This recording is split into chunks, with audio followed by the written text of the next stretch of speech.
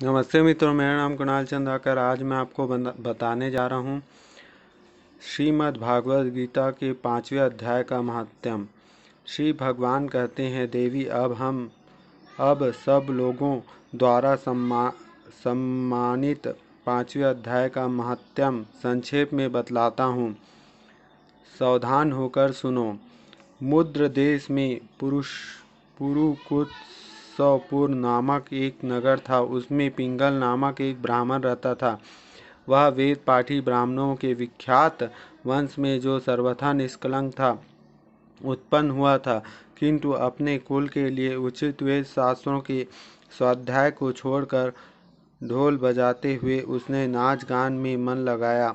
गीत, नृत्य और बाजा बजाने की कला में परिश्रम करके पिंगल ने बड़ी प्रसिद्धि प्राप्त कर ली और उसी को राजभवन में भी प्रवेश हो गया। अब वह राजा के साथ रहने लगे और पराई स्त्रियों को बुला बुलाकर उनका उपभोग करने लगा। स्त्रियों के सिवा और कहीं उनका मन नहीं लगता था। धीरे धीरे अभिमान बढ़ जाने से उच्छृंखल होकर वह एकांत में राजा से दूसरों के दोष बतलाने लगा। पिंगल की एक स्त्री थी जिनका नाम था अरुणा। वह नीच कुल में उत्पन्न हुई थी और कामी पुरुषों के साथ विहार करने की इच्छा से सदा उन्हीं की खोज में घुमा करती थी। उसके पति को अपने मार्ग का कंटक समझकर एक दिन आधी रात को घर के भीतर ही उसका सिर काटकर मार डाला और उसका लाश को जमीन में गाड़ दिया। इस प्रकार प्राणों से युक्त होने पर वह यमलोक में पहुंचा और भीषण नरकों का उपभोग करके निरंजन वन में गिद्ध हुआ।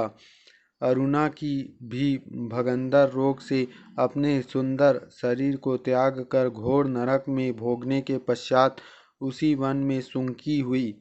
एक दिन वह दाना चुगने की इच्छा से इधर उधर फुदक रही थी। उतने में ही उसके गिद्ध ने पूर्व जन्म के वैर का स्मरण करके उसे अपने तीखे नखों से फाड़ डाला। सुंकी घायल होकर पानी से भरी हुई मनुष्य की खोपड़ी में गिरी। गिद्ध पुनः उस ओर झपटा। इतने में ही जाल फैलाने वाले बहेलिया ने उसे भी बाणों की निशान बनाया। उसी का पूर्व जन्म की पत्नी सुंकी उस खोपड़ी के जल में डूबकर प्राण त्याग चुकी थी। फिर वह क्रूर पक्षी भी उसी में गिरकर डूब गया। तब यमराज के दूत उन लोगों को यमराज के लोकों में ले गए। वहां उन्होंने पूर्वोक्त पाप कर्म को याद करके दोनों ही भयभीत हो रहे थे। तदंतर यमराज ने जब उनके घृणित कर्मों पर दृष्टिपात किया, तब उन्हें मालूम हुआ कि मृत्यु के समय अकस्मात खोपड़ी के जल में स्नान करने से इन दोनों को पाप नष्ट हो गए। तब उन्होंने उन दोनों को मनोवांछित लोक में जाने की आज्ञा दी। यह सुनकर उनके पाप को याद करते हुए दोनों बड़े विस्मय में पड़े और पास जाकर धर्मराज के चरण में प्रणाम करके पूछने लगे, भगवान, हम दोनों के पूर्व जन्म में अत्यंत घृणित पाप का संचय किया है, फिर हमें मनोवांछित लोकों में भेजने की क्या कारण है, बताइए। यमराज ने कहा, गंगा के किनारे वट नामक एक उत्तम ब्रह्मज्ञानी रहते थे। वे एकांत सेवी, ममता रहित, शांत, विरक्त और उससे भी द्वेष न रखने वाले थे। प्रतिदिन गीता के 5वें अध्याय का जप करना उनका सदा का नियम था।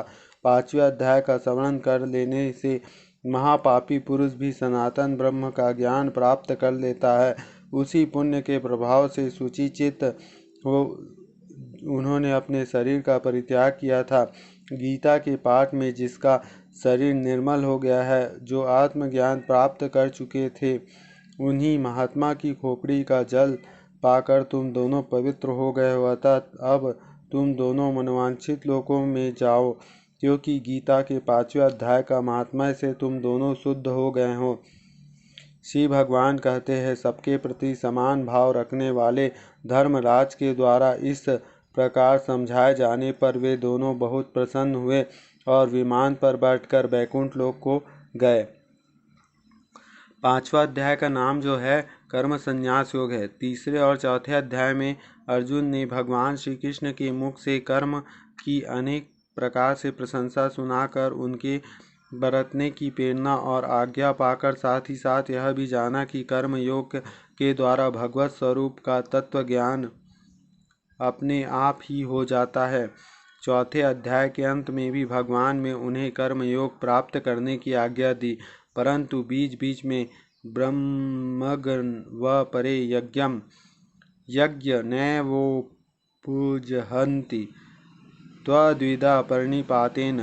यदि वचनों के द्वारा ज्ञान योग की कर्म संन्यास की प्रशंसा सुनी, इससे अर्जुन इन दोनों में अपने लिए कौन सा साधन श्रेष्ठ है उसका निश्चय ना कर सका, इसलिए उनका निर्णय अब भगवान के श्रीमुख से ही हो, इस उद्देश्य से अर्जुन उससे पूछते हैं।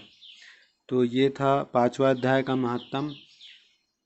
देखो ब्रह्मज्ञानी गुरुओं की कितनी महिमा है, और आज कलयुग में क्या हो रहा है, ब्रह्मज्ञानियों को ही 7 वर्ष जेल में रखा जा रहा है। तो ये बहुत गलत है। आप समझ सकते हो भगवत गीता में भी ब्रह्मज्ञानी संतों का महत्व है। सोचो उनकी खोपड़ी से ही लोग पवित्र हो गए, और वो तो चले गए थे, फिर भी देखो उनकी खोपड़ी भी पवित्र थी। मतलब ज्ञानियों का एक एक शरीर पवित्र होता है, एक एक, चाहे हाथ हो पैर हो, उनका जप तप ही इतना पावरफुल होता है कि हर चीज़ पवित्र हो जाता है। तो ज्ञानियों का आदर करो, ज्ञानियों से ज्ञान लो, और जो संत महात्मा है उनको कष्ट नहीं देना चाहिए। जय श्री राम।